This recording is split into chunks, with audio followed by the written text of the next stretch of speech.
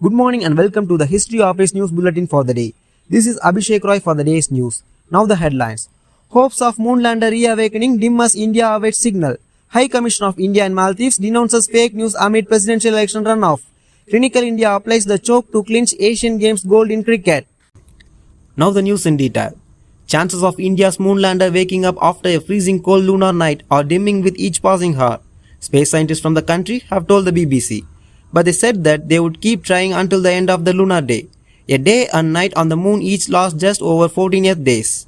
On Friday, Space Agency ISRO said it was trying to contact the lander and rover after a new lunar day began.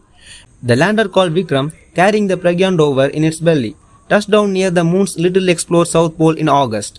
They spent 2 weeks gathering data and images, after which they were put into sleep mode at lunar nightfall. The Indian Space Research Organization had said that it hoped the batteries would recharge and the modules would reawaken when the lunar sun rose around 22 September.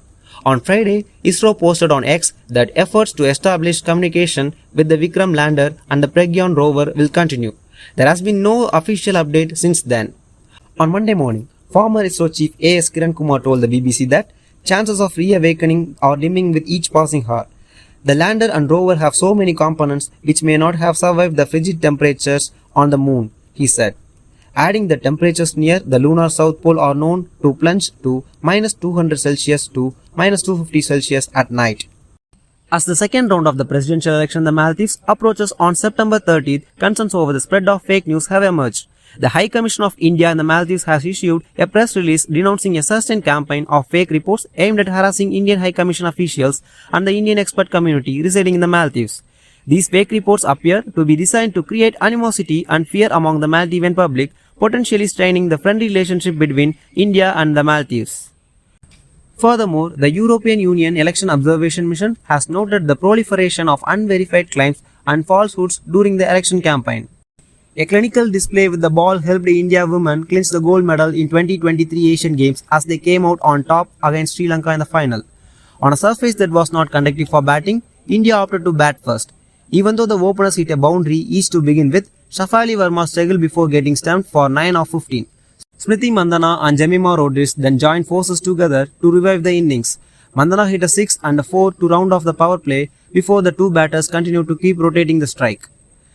The run rate went past 6 only in the 13th over for India as the two batters laid down a platform for the middle order to cash in. However, Sri Lanka bounced back in style at the death as they kept striking at regular intervals to peg India back.